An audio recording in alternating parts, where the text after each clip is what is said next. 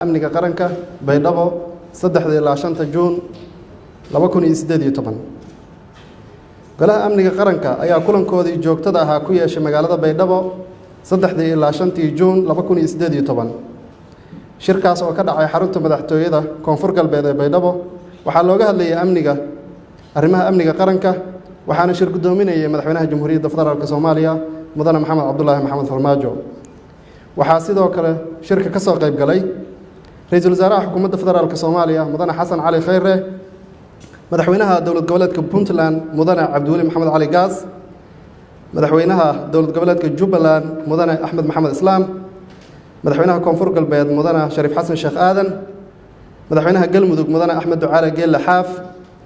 madaxweynaha hirshabeelle mudane maxamed cabdi waare gudoomiyaha gobolka banaadir ahna duqa magaalada muqdisho mudane cabdiraxmaan cumar cusmaan injineer yariisow wasiirka koowaad ee galmudug sheekh maxamed shaakir cali xasan wasiirka arrimaha gudaha federaalka iyo dib u heshiisiinta dowladda federaalka Soomaaliya wasiirka amniga gudaha wasiirka difaaca la taliyaha amniga qaranka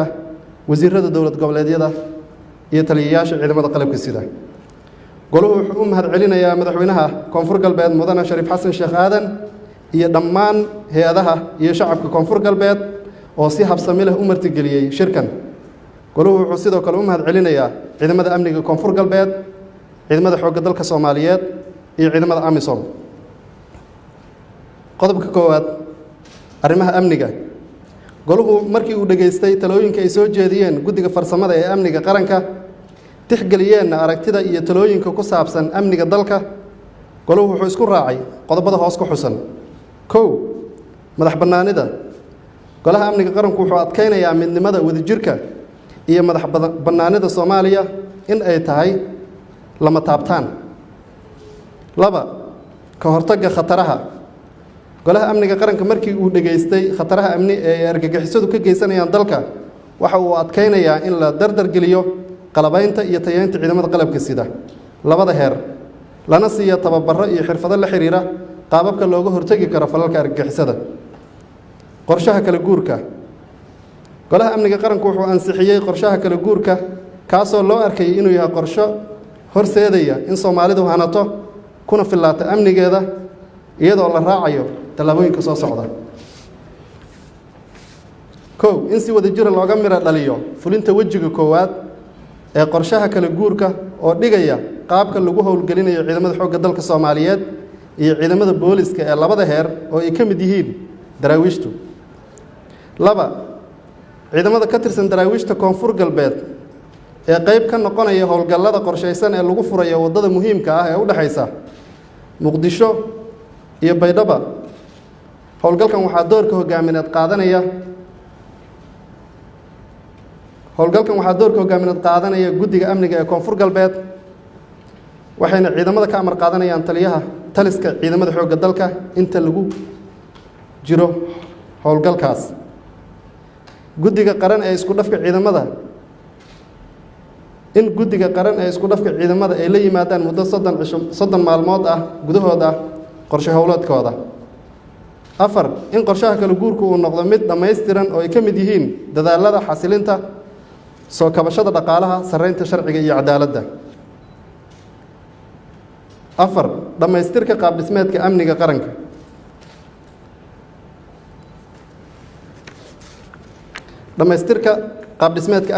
goluhu wuxuu ansixiyay in muddo 30 maalmood gudahood ah lagu howlgeliyo xafiisyada amniga dowlad goboleedyada iyo gobolka banaadir si loo dardargeliyo in golaha amniga dowlad goboleedyada iyo gobolka banaadir ay noqdaan kuwo waajibaadkooda shaqo guta shan goluhu wuxuu isku raacay in muddo 60 maalmood gudahood ah guddiga farsamadu ay ku fuliyaan qodobka 1.2 ee go'aankii 6 ilaa 10 bishii Febraayo ee 2018 kaasoo qeexayay code dowladda federaalku waxa ay ka caawinaysaa ciidamada booliska dowlad goboleedyada oo ay ku jiraan daraawiishtu hub saanad agab ciidan raashin daawo gunno tababar iyo tayeyn ee kala qayb qaadan doona ciidanka xoogga dalka Soomaaliyeed howlgallada lagula dagaalamaya argagixisada goluhu wuxuu ku boorinayaa ummadda Soomaaliyeed inay u midoobaan la dagaalanka argagixisada 6 goluhu wuxuu isla qaatay in galmudug iyo puntland oo aysan joogin ciidamada amisom laga caawiyo howlgallada ka dhanka argagixisada al-shabaab iyo daacish oo ku sugan buuraha galgala deegaanada bariga fog iyo koonfurta galmudug lagana taakuleeya saddexda qaybood ee qorshaha kala guurka. 7 goluhu wuxuu soo dhaweynayaa isbedelada wax ku oolka ah ee laga wada ciidanka xoogga dalka Soomaaliyeed oo ay ka mid yihiin sida qaab dhismeedka ciidanka, midaynta tababarka iyo hagaajinta anshaxa iyo aadaabta ciidanka, iyo sidoo kale qaabeynta hanaanka dallacsiinta saraakiisha iyo saraakiil xigeenada oo la waafajinayo sharciga dallacsiinta. 8 goluhu wuxuu farayaa guddiga dib u habaynta booliiska federaalka ee hoos yimaada wasaaradda amniga gudaha inay ku soo dhammaystiraan qaabka dib u habaynta booliiska federaalka ah muddo 90 maalmood gudahooda. 9 goluhu wuxuu bogaadinayaa howlgallada sugidda amniga caasimadda iyo barnaamijka darisaynta ee ka socda degmooyinka gobolka Banaadir. wuxuuna qirayaa in deegaanada ku dhow caasimadda ee Shabeellaha Dhexe iyo Shabeellaha Hoose ay qayb muhiim ah ka yihiin sugidda amniga caasimadda. intaas waa intii amniga ku saabsaneed arrimaha siyaasadda. goluhu wuxuu sidoo kale falanqeeyay qodobada soo socda: habka doorashada ee Jamhuuriyadda Federaalka Soomaaliya ee sanadka 2020 iyo wadaagga kheyraadka dabiiciga ah, bilfur, shidaalka iyo macdanta. goluhu wuxuu bogaadinayaa qodobkiisa koowaad waxqabadka guddiga wadaxaajoodka iyo wasaaradaha ka shaqeeya tubta siyaasadda loo dhan yahay. goluhu wuxuu bogaadinayaa horumarka laga sameeyey howlaha la xiriira dib ula falgelidda hay-adaha dhaqaalaha adduunka, gaar ahaan wada shaqaynta ay xukuumaddu la leedahay hay-adda lacagta adduunka IMF iyo bangiga adduunka World Bank, oo uu goluhu dhiirigelinayo in la sii adkeeyo wada shaqayntaas si wada jir ahna loola dagaalamo musuqmaasuqa lana joogteeyo nidaamka isla xisaabtanka. goluhu wuxuu go'aamiyey in si degdeg ah loo mideeyo canshuuraha dalka sida canshuurta furdooyinka, macaashka shaqaalaha iyo faa'iidada ganacsiga.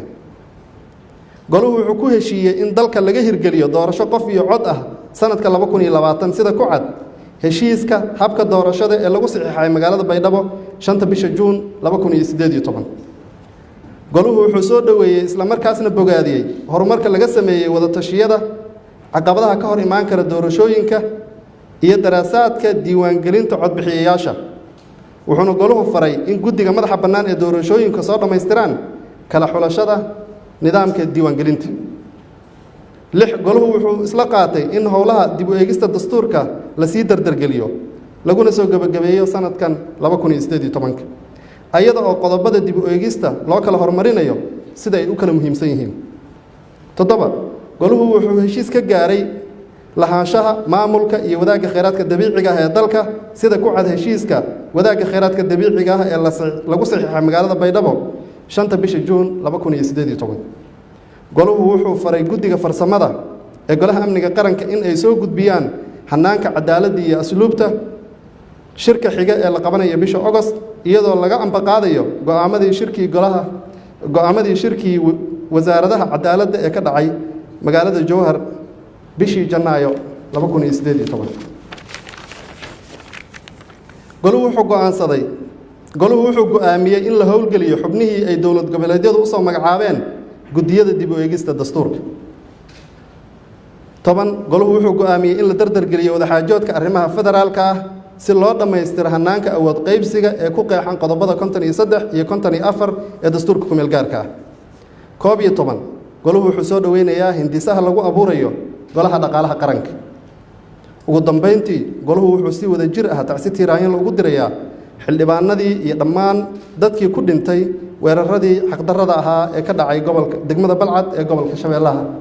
Dhexe. wabillahi tawfiiq.